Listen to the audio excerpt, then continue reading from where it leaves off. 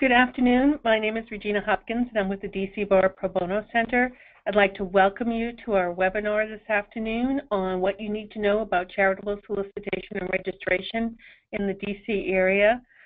First, I apologize. We are downtown, and from time to time you may hear sirens in the background, and I apologize for that. It's just the price we're paying for being close to the White House on the day before inauguration.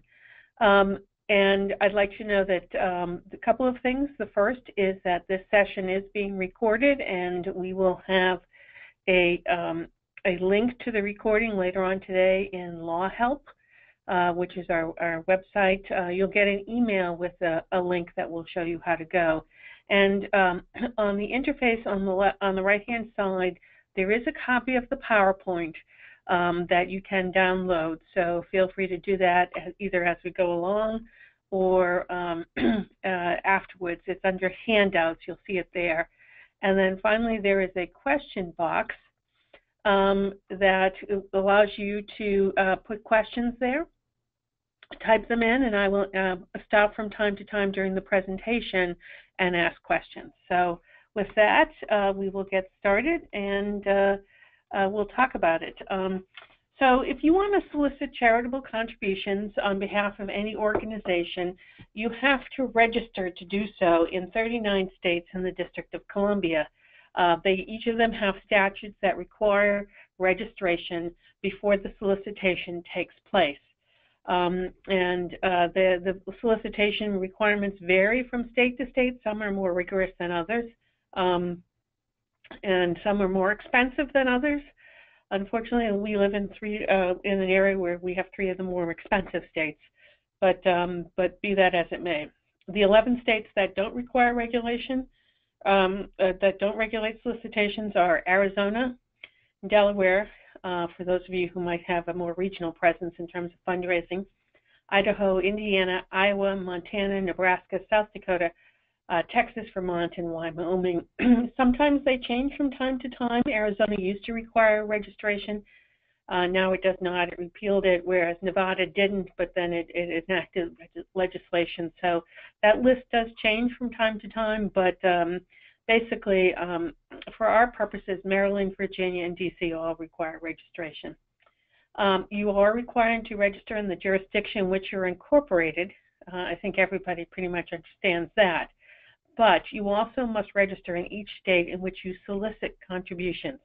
So if you're fundraising in, say, West Virginia, you have to register there, even though you may not have an office there, and even though you may not be incorporated there. And even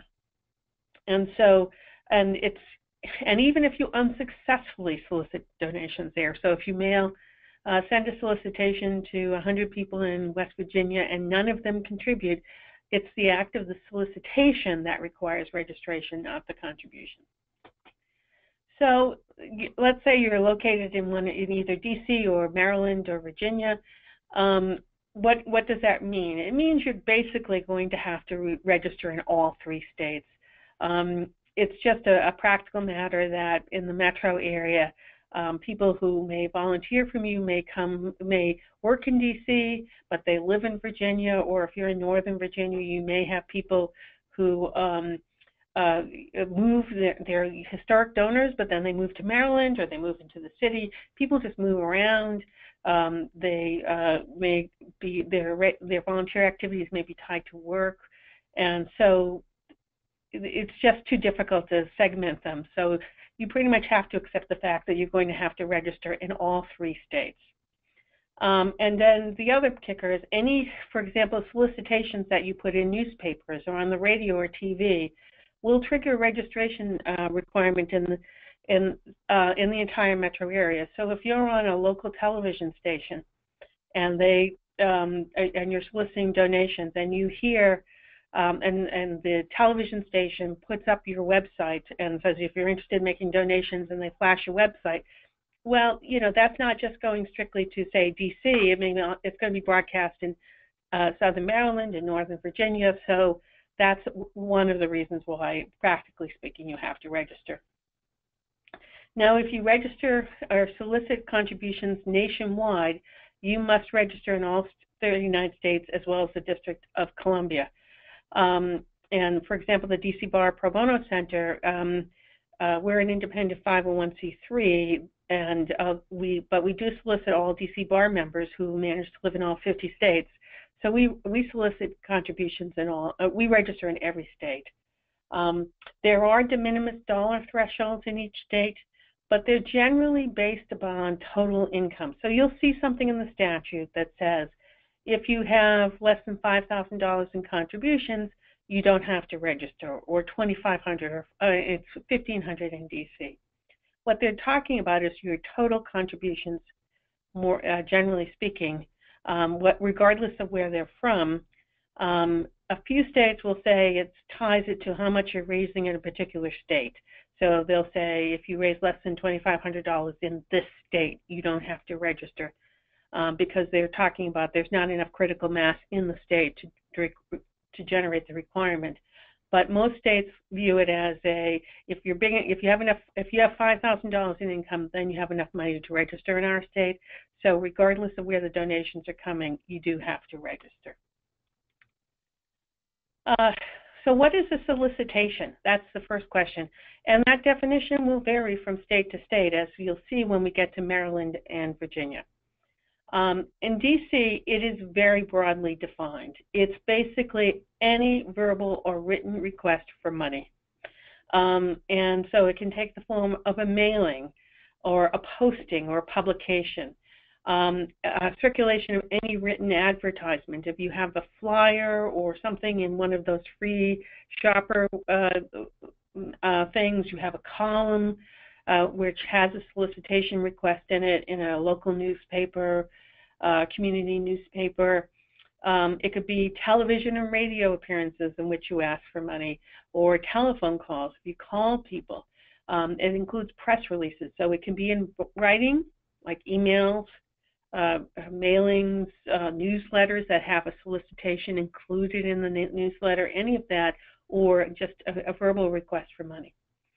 And it's any communication regarding an event, such as a fundraiser, a benefit concert, a party, exhibition, performance, any fundraising activity that the public is requested to attend, or for which the public is asked to make a contribution. So if you have a silent auction, you have a fundraising dinner, you have a photo exhibition, and in connection with that, you're asking for money, all of those are going to be solicitations. And it includes the sale of merchandise or other types of things that are designed to bring in revenue. So if you ask people to buy a t-shirt or participate in a car wash or anything like that, if the object of that is to raise money, then you're going to have to register with respect to that. So basically, it's any ask in DC. Extremely broad definition. It includes raffle tickets or drawings. It includes grant requests. So if you submit a grant request to another foundation in DC, that's going to be a solicitation. It includes requests for in-kind contributions, interest-free loans, and who you solicit is also very broadly defined. It includes individuals, foundations, corporations, and the government. So if you submit a request to the DC government for a grant, then that's going to be a solicitation that's going to trigger registration requirements. So every business, so the solicitation registration is done to the Department of Consumer and Regulatory Affairs, and you get the number. You can see there's a hyperlink there to their website, and let me just close that so you can see there. And they're responsible for administering the charitable solicitation license. So in order to be registered, you have to be a 501c3 organization. And this can be a problem from startup organizations because you want to raise money to help get started, but you can't register until you've gotten started and have 501c3 status. So it's sort of a chicken and an egg type of thing. One way, when you talk to the people in the DC government, they acknowledge that fact. And if you're only asking for a few family friends, I don't think it's going to be much of an issue. I don't think they're going to come after you. But if you want raising money more broadly through a fundraising event or something, you can ask another 501c3 organization to take the donations on your behalf, and then turn them over to you once you get 501c3 status. And as long as they're registered, that should be fine. Fiscal sponsors do have legal control over the funds, and they can't use it if it would violate their 501c3 purpose. So there is that part of it. So you have to ensure that even though you're a startup organization, that it's going to be used for charitable purposes in order to take advantage of that. So what's the process in DC? All organizations, regardless of who they are, for-profit, not-for-profit, they're a partnership, they're an LLC, they're a corporation, they're a nonprofit charitable organization, they're a sole proprietor, everybody has to have a basic business license. It's a requirement in DC. And in order to get a basic business license, a nonprofit must ensure it's registered to do business through DCRA, the Department of Consumer and Regulatory Affairs. They have to have a registered agent, someone who can accept legal notices on their behalf, and they have to have tax-exempt status under DC law and a tax ID number. And once you've done that, then you can make an application for a basic business license. So what does that mean? Well, when you set up your nonprofit corporation in DC, you've registered with DCRA, so that's pretty straightforward. If you're what's known as a foreign corporation, meaning you're incorporated in Maryland or Virginia, you have to register with DCRA and say, we're doing business in DC, and here's our registration, just like you have to register in your home state. And soliciting contributions is doing business in the state. So before you can get a basic business license with the goal of soliciting funds in DC, you're going to have to register as a corporation incorporated in another state but doing business in DC. And there's a form that you fill out to do that. It's very simple, straightforward. It'll cost you $80 a year, and that's what you do.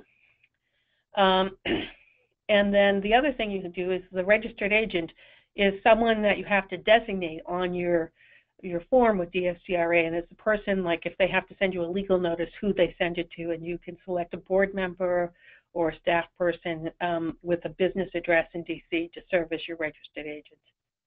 And then finally, in order to be exempt under DC law from taxes, you have to file an FR 164, and you have to get a DC tax ID number, which is filing for FR 500. Again, they're very simple. They piggyback on the federal system, but you do have to actually do the paperwork. So once you've done that paperwork, you can then file for a basic business license. So if you're in Maryland, you're a Maryland corporation, register as a foreign corporation, designate someone to be your registered agent, and get your tax ID and exemption information from DC government. Same with Virginia. So then you file what's known as a Basic Business License EZ form. Let me do this. Oh, they take you to the website. I'm sorry, they've been having trouble with the website. I practiced this yesterday and it's difficult.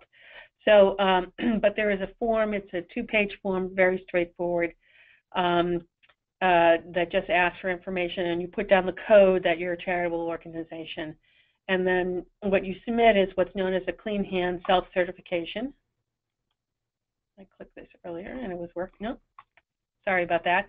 It just is a certified that you don't owe money to the DC government. You're not behind in any other, like in any fees or taxes or anything else that you do. You just say we're up to date. Your certificate of occupancy for your premise in DC. If you're going to have a presence here, a copy of our IRS letter, a certified resolution. No, sorry about this. I tried this earlier today and they were working. The links were working. For some reason, they're not working now. So, so they have. If you click through these links, they'll take you to the resolution that they want. They want a board resolution authorizing registration. They want a copy of your IRS letter. They want your tax ID number. If you have a physical office in DC, a certificate of occupancy. They want a certificate that you swear that you don't owe any other money to the DC government. And if you're using a professional fundraiser in DC, the contracts that you're using. And you submit that. You can submit it online. And in addition, if you're going to have individuals soliciting on your behalf and accepting donations on your behalf, you are required to get solicitor information cards for those individuals. If those of you who are in DC and you'll see people on the street at various stops, near metro stops, asking for money for various organizations, they will have on a lanyard hanging there, you can look at the solicitor information cards, and that's what you get for people who are going to go and make one-on-one solicitations like that. And to get the cards, you have to submit a list of the individuals who are soliciting on your behalf. There is an exception for that, and that is for small contributions made by people who are unpaid for their services. For example, if you have some board members who are selling raffle tickets, or they may be selling some fundraising tickets to an event, and as long as they're not getting more than $1,500 and you're not paying them, then they don't need a solicitor information card. It's only people on the street who people like that are going door to door and doing in-person solicitations that need them. The filing fee in DC for charitable solicitation is $412.50. That will change from year to year. That's what it is now. It's once every, and then you have to renew it every 2 years. So basically, it's $206 a year, which isn't cheap, but by standards. But it is. That's the one good thing. But although you have to remember when which year you have to register, whether you're renewing in an even or odd year, and you have to display in a prominent place a certificate of registration, which I'm sitting in my office and I have someone else here with me, and if he looks over to there, he can see our certificate of registration from DC. So you do have to put it someplace, but they will give you a actual certificate of registration. There are exemptions. The first one is for organizations that do not raise more than $1,500 per year. Organizations that solicit donations only from their members or members' families. And the requirement is that the governing body approves the solicitation and that a person is not a member merely because they gave you a donation. So you can't call all your donors members, and now you don't have to register. Members are people like congregants at a church. They may be members of a Girl Scout troop or Boy Scout troop, their parents, or there may be people who have certain voting rights with respect to electing directors to your organization. That's what they mean by members, not the general public.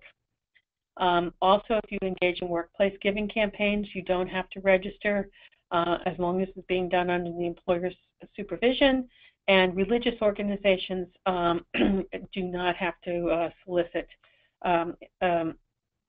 That solicit for educational and religious purposes are also exempt. You do have to submit a certified copy of your IRS letter and an affidavit saying that the exemption is still in effect. And you have to wait until your application is approved before you can do it. Okay, so that's DC. And let me just pause to look and see what questions we have about DC.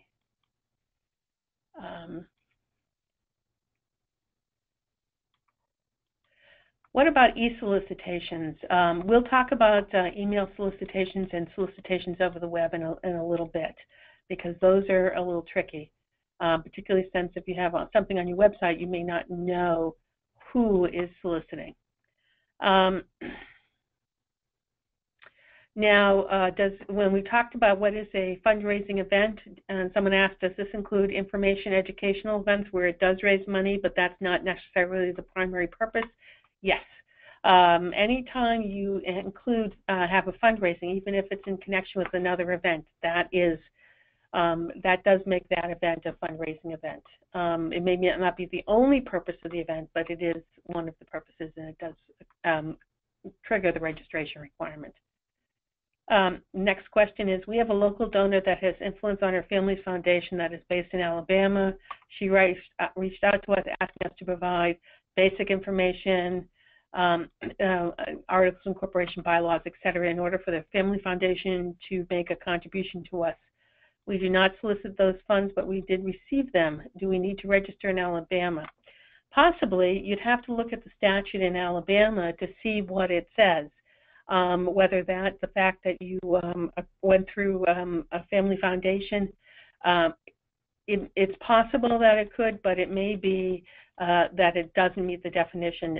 I don't know Alabama law on itself. That probably, if they have a definition similar to DC, the fact that you provided the information to the person for the purposes of getting a donation, even though you didn't directly contact the foundation, it probably would be enough in DC to trigger solicitation requirements, so registration requirements. So you'd have to be careful and see what Alabama law looks like.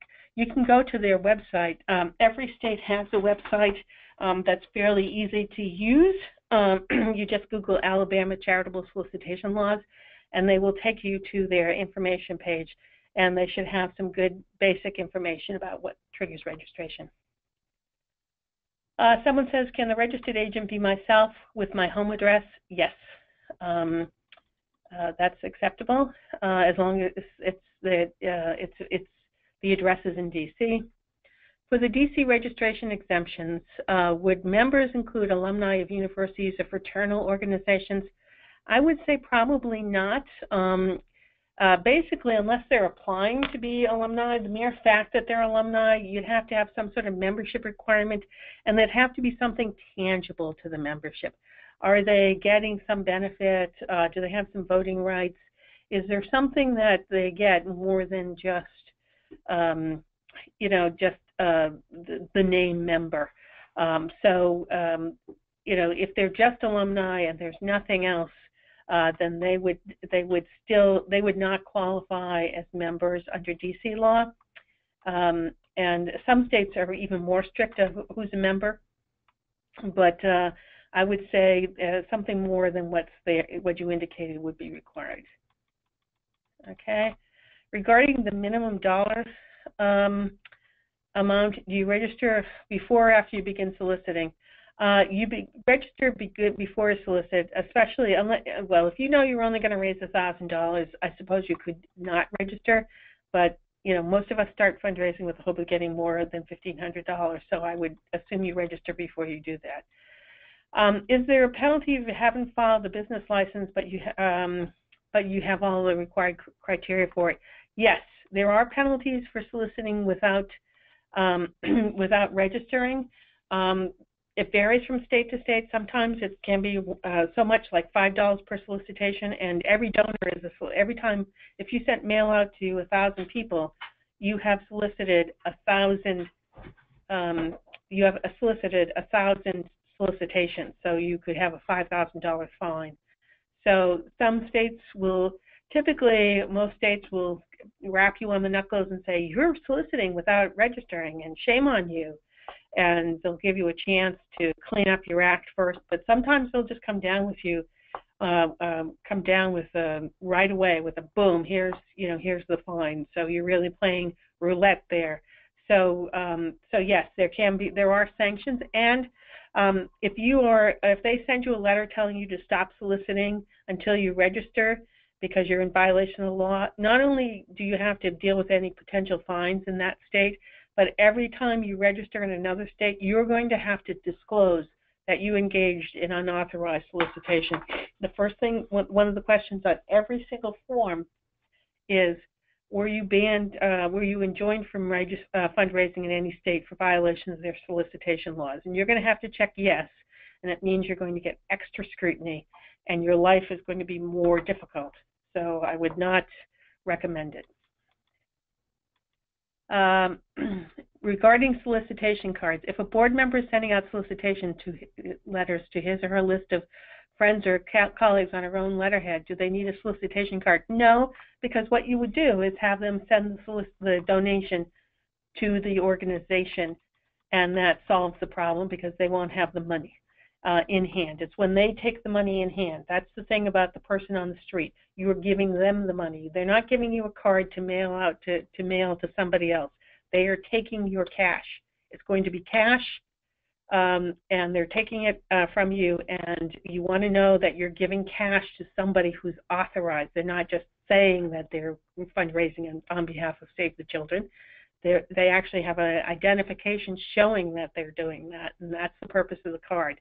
So if you have a board member sending out letters, have them direct the contribution to the organization. Okay, what happens if your registration is rejected? It shouldn't be rejected. There really isn't any reason to reject it as long as you have all the requisite information. The only reason, once you have all the various paperwork, there's no substantive review of the application. Let's put it that way. They're not deciding whether they cannot decide whether they like your solicitation, whether they think you're soliciting for a good purpose. It's just it's more of a disclosure than it is a substantive review. Are families of a school considered members?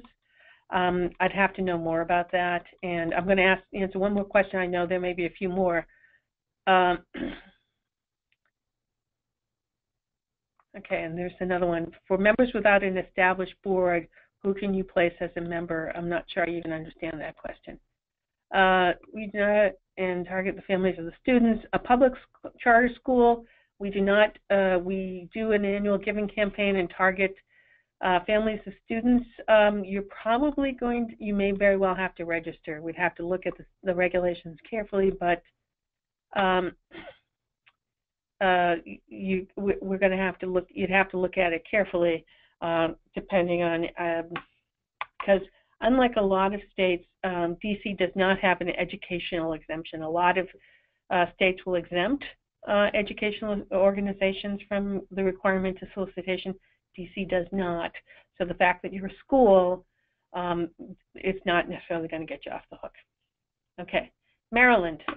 Maryland, all organizations are required to register with the Secretary of State before soliciting in Maryland. The organizations must submit an application with a copy of your Articles of Incorporation and bylaws, your IRS letter, your Form 990, the names and addresses of the Board of Directors, all contracts with Professional Solicitor Fundraising Council located in the state of Maryland, a statement disclosing your mission, and a statement detailing how the contributions will be used. In addition, if you have your contributions are at least $3,000 but less than $750,000, you must have an independent certified accountant do a financial review. That's what happens is the accountant comes in, they look at your books. It's not a full audit; it's somewhat less than that, and therefore it's less expensive. But it does cost you money, so you may decide you may just go for the full audit. But once you hit that $300,000 and you're under $750,000, you must submit a financial review. And if your contributions are at least $750,000 per year, you must submit an audit by an independent CPA. Okay. The registration fees in Maryland are based on your gross level of charitable corporation or contributions, and you'll see there it ranges from 0 if you're very small to $300 if your contributions are $500,000 or more. You also have to submit an annual update, and that with that annual update, you must send the most recent 990. If you don't have a 990 for some reason, or you file a 990N, you have an alternative form that will contain much of the information that is on a 990. You have to update your board members, your fundraising contracts, and the financial review or audit, depending on how much income you raise. Generally, it's due 6 months after the close of the fiscal year, but there's an automatic extension to the 15th day of the 11th month. And you must pay the annual fee, which is the that amount of money, depending on how big you are. There are exemptions under DC law, under Maryland law as well. Tax-exempt religious organizations and their parents and schools are exempt. They do have to submit a copy of their IRS letter, their articles of incorporation and bylaws, and their mission statement in order to get the exemption. Organizations that raises funds only from its members, and under Maryland law, you have to confer some benefit to the members, and the members must have the right to vote or hold office in the organization in order to qualify, and you have to submit the bylaw showing the members' rights and a statement of who will be solicited. If you solicit for a specific named individual where the gross amount is delivered to that individual, you don't have to register. And here's an important point, and I'm going to take a second to just underline this one. If you're soliciting only for-profit corporations and private foundations, you don't have to register in Maryland. So if you are basically only soliciting foundations in Maryland or big corporations, don't worry, you don't have to register in Maryland if you're not doing email solicitations or something like that.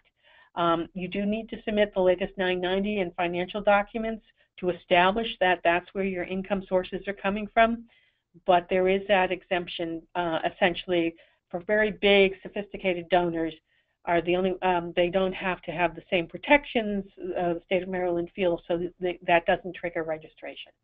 And if you receive less than $25,000 from Maryland residents or non-residents, you don't have to do it to register. And in all of these cases, in order to qualify for an exemption, you can't employ a professional solicitor. That does not mean your employees. It means a third-party professional solicitor. In addition, in Maryland, organizations are required to include a disclosure statement on all written solicitations.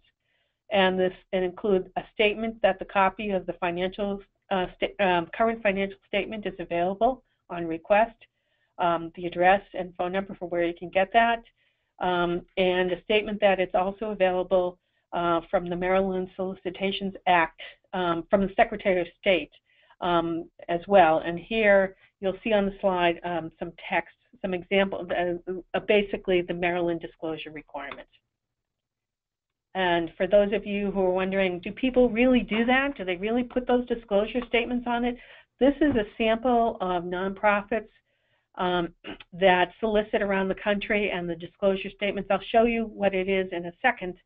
But basically, the most commonly, big nonprofits who solicit in many states have, Maryland is not alone. We'll see that Virginia has the same requirement, or has required language as well. There are probably a dozen states that require that you disclose to the donor their ability to get additional financial information from your organization before they make a donation.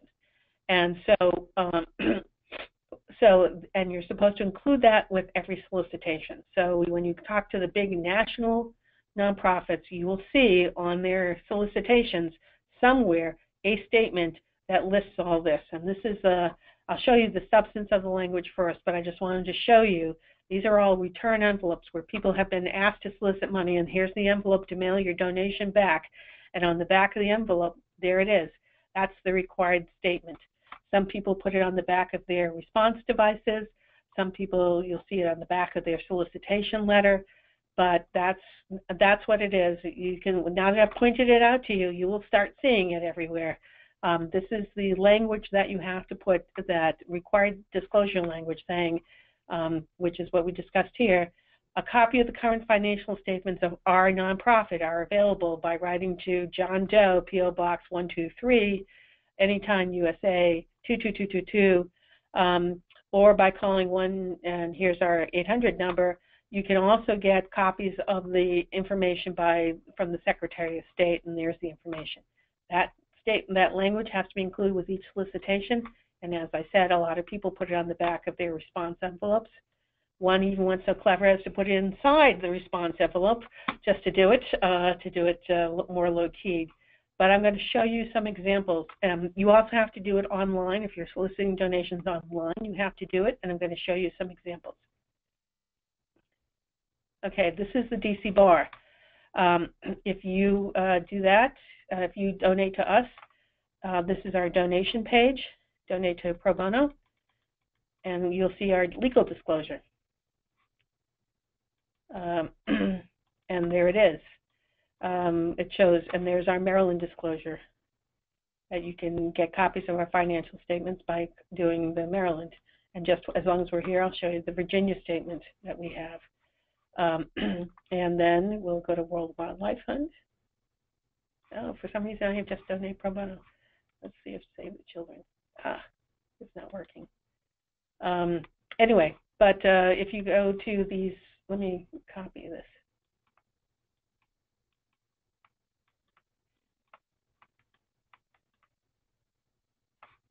I don't know why it's just doing legal. I apologize.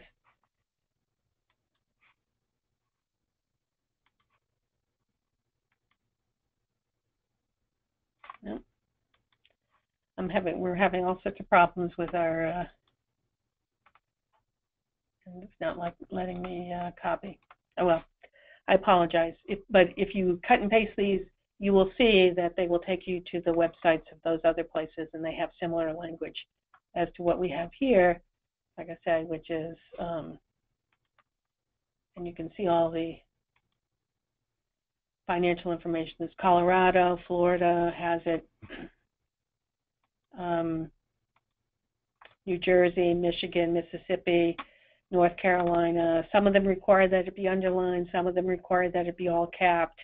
Some of it requires it be bold type, and so with hyperlinks to their websites and things like that, and they all have required language. And when you string them all together,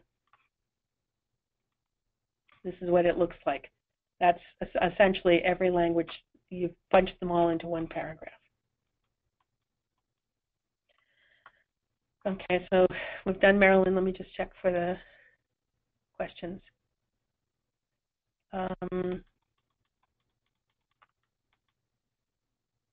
Someone asked for, will a copy of the slides be provided?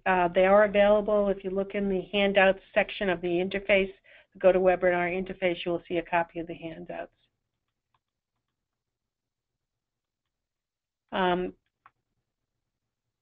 Do you have to register if you solicit state or local government grants? It depends on the jurisdiction. In DC you do, in Maryland and Virginia you wouldn't. What if we use Network for Good in the United Way? We'll talk about that later on online donations. Generally speaking, if they're registered in most states, that's sufficient. But in some states, even though you're using an intermediary like Network for Good, you're still going to have to register.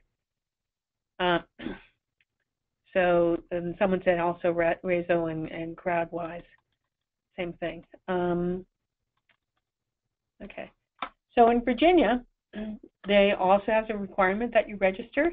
You have to file a copy of the Articles of Incorporation and Bylaws, the IRS letter, your 990. If you file a 990N, then they just want a balance sheet verified by your treasurer, your officers, directors, and other executive staff, a list of each professional fundraiser solicitor who works for the organization, a statement detailing the percentage of your income that's spent on fundraising, and a statement describing the purposes for which you're fundraising.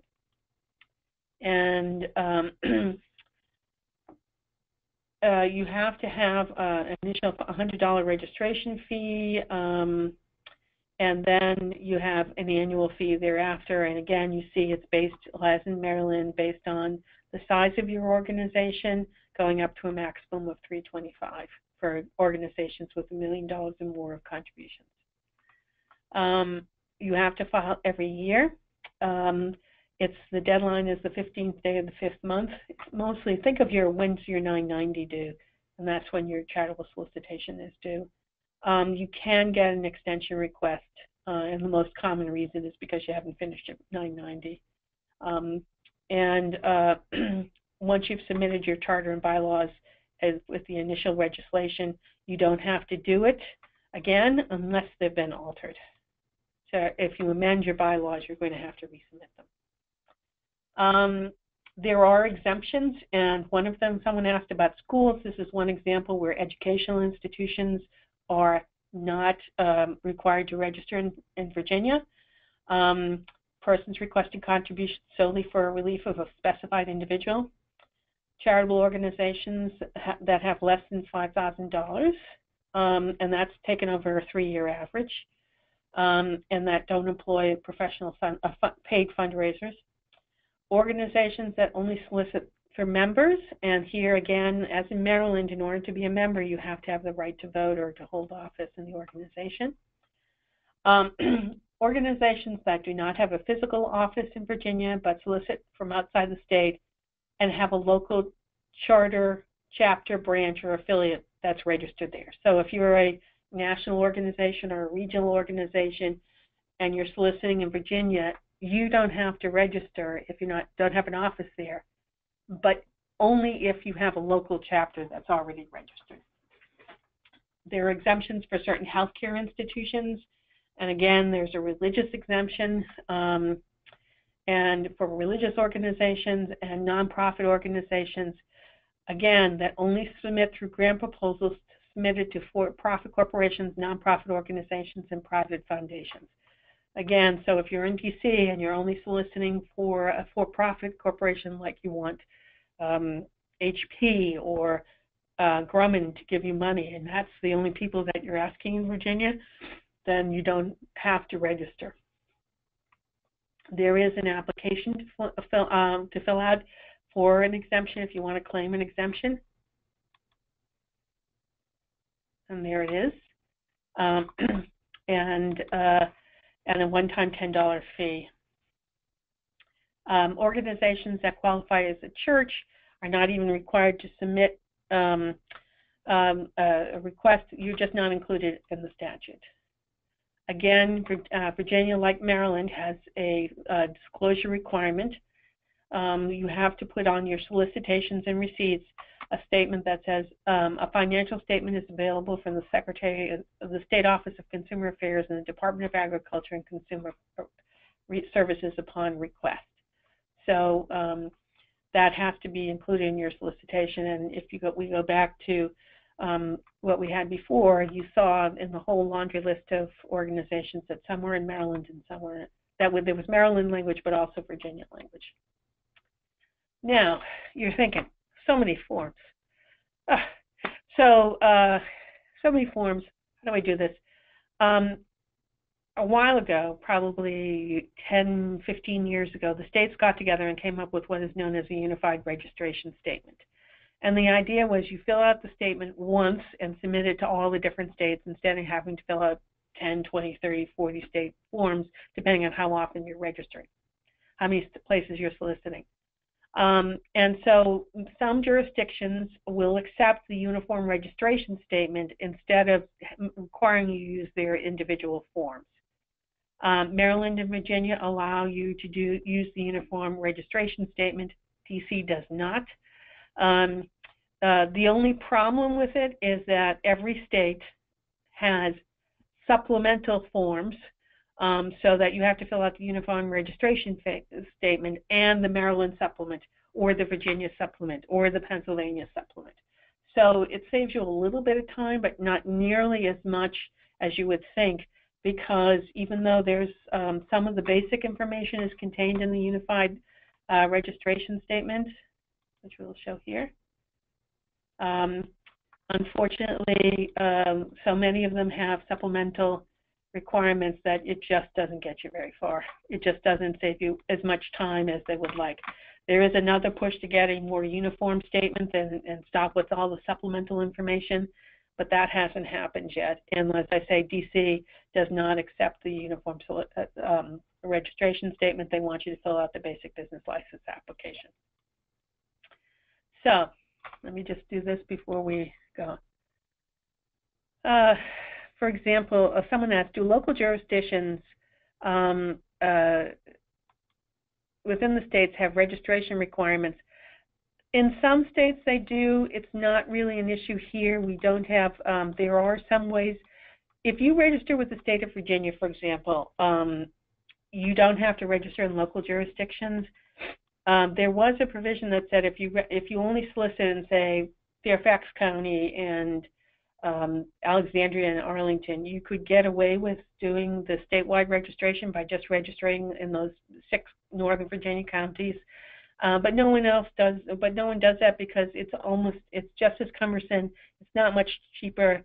And what if one of your donors moves to Loudoun County? So most people, just virtually everybody, registers statewide in Virginia instead of trying to register in just a handful of counties, because it just doesn't save you enough time, energy, or effort to justify the risk that one day one of your donors will move to Richmond and you won't figure that out. But if you go to places like Florida, they'll have, in addition to the state of Florida requiring registration, they will have, there are some cities and towns that also want to do it as well. So online solicitations, email solicitations, we'll talk about that. And we'll talk about third-party solicitations, okay? Generally, email solicitations are the same as any other form of solicitation. If you send someone a piece of mail, you're soliciting them. If you send them a piece of email, you're soliciting them. So the fact that you're using electronic communication to do the solicitation doesn't change the requirement. It's no different than any other form. And you have to register in all applicable states to which you are sending emails. Now, sometimes you may not know where somebody is. You just have the happygirl123@gmail.com, and you may not know at first where they are, so it's hard to register. But if they send a check from send you a check, or they include their address when they fill out their credit card information or something like that, and you have reason to know where they are from, then you're going to have to register in those states. And then there are what are called passive solicitations. And just about every organization has a donate button on their websites. And in many of these cases, an organization is not otherwise reaching into the states. So, for example, you may have a Donate Now button, and someone who grew up in D.C. but now lives in California may go to your website and make a donation. And so you haven't mailed to California, you haven't emailed them, you haven't called them, you haven't asked them in any way for a donation. They've found you. So now the question is, do you have to now register in California because someone in California has given you money? And then some time back, about 15 years ago, the states adopted what is known as the Charleston Principles. And I won't read them through, but I'll just show you where they are.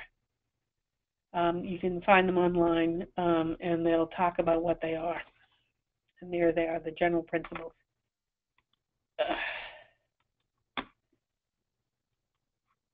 And they're advisory and not binding on anyone. Some states are more strict than others in following the principles, and others, take them as guidance and don't follow them at all. But basically what they say is if all you have is a passive donation link, meaning that the donor has to find you, you're not finding the donor, then you will not be considered as soliciting donations in the state where the donor lives. So the person in California who grew up in D.C. is and decides that they're going to give money for some reason to your organization, you do not have to register in California. There are some caveats to that. The first is you can't use other means of communication to direct individuals in the state to visit your website. Like you can't send an email that says, we really like you to find out about our organization, and you have a hyperlink to your Donate Now page or something like that. That, although you may not actually ask for money in the email, you're directing them to your Donate Now website, so that is considered a solicitation. And the amount of donations that the organization receives from a particular state cannot be repeated and ongoing or substantial. And what this means that if you have a significant volume of contributions, as opposed to rare, isolated, or insubstantial, you're going to have to register even though you didn't solicit. And let me come up with some examples of how this can come up. Oftentimes it's because of natural disasters. You have a flood or a Hurricane Sandy, Superstorm Sandy, or something happens that generates a natural disaster, and people from around the country decide that they want to give money to you. And in fact, people, unbeknownst to you or not with your direction, are publicizing and say, if you want to help out, give to, you know, the Help the Homeless organization in Northern Virginia. And so people are directing to your website, people are doing things, people are finding you on their own, and so all of a sudden you're getting a lot of money from a lot of states. That may be, if it's enough volume, that may trigger a registration requirement. Now, you could say it's rare or it's just ongoing. It's not ongoing or repeated. It's a one-time surge, and that may, in fact, get you out of the requirement of registration. But this is the important part. Once they've donated to you, you can't ever ask them for money again, because if you add them to your donor list and then you start sending them annual appeals and things like that, now you're soliciting money. So if that person in California gives you money and you say, great, and then you start soliciting them again,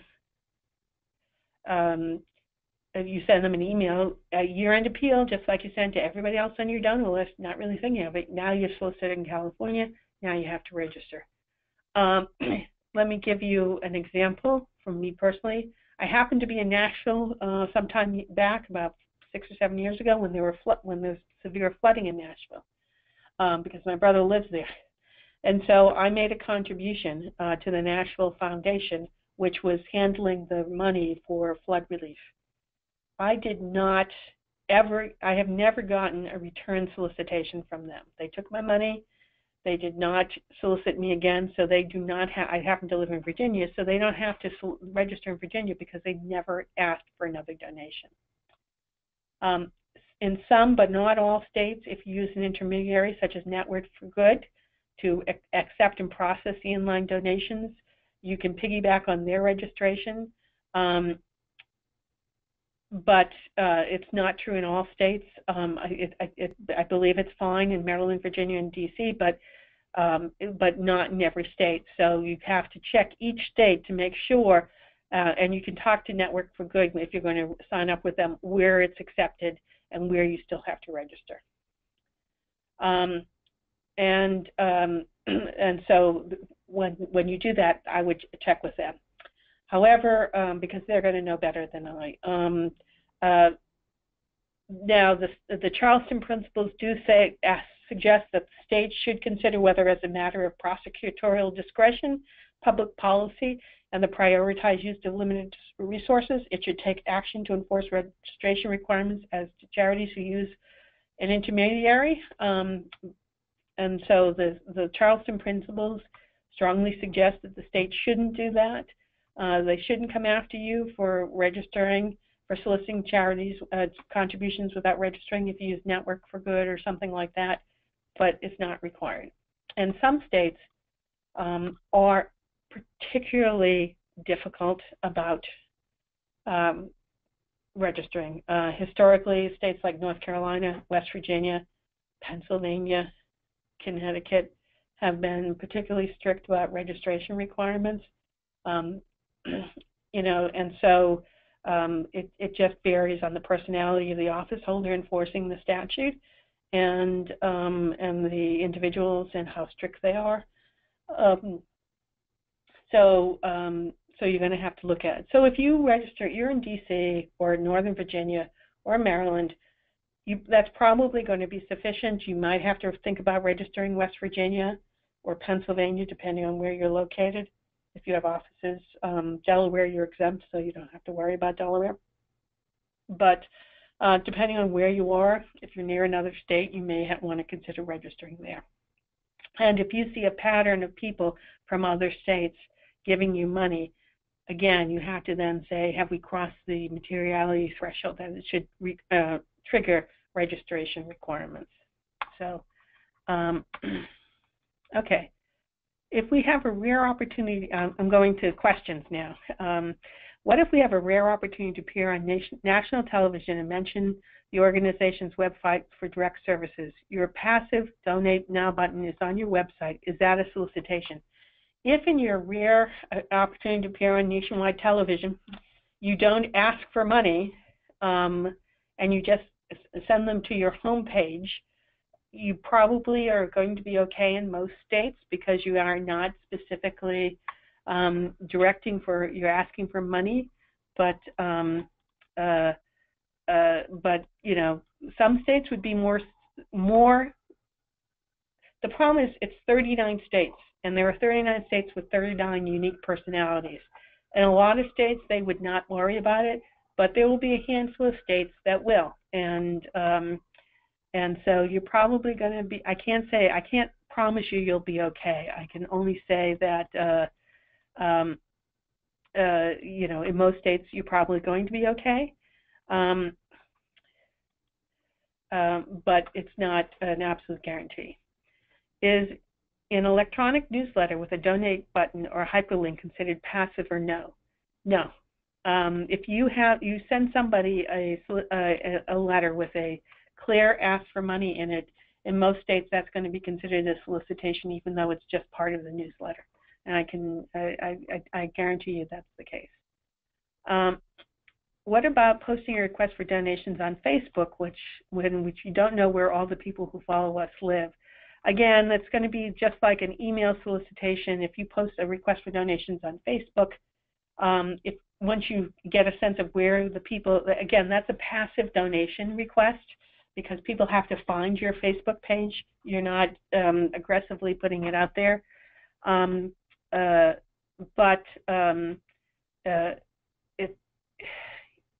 think that once you know where the people are, like because they've given you the information, you've directed them to your website where they put in their name and address or things like that, because you're going to send them a receipt or something. Once you know that, now you know where you live. You may not know it initially, but you will once you resolicit them. Do Charleston principles apply to a family member who lives in another state who decides to donate where I work?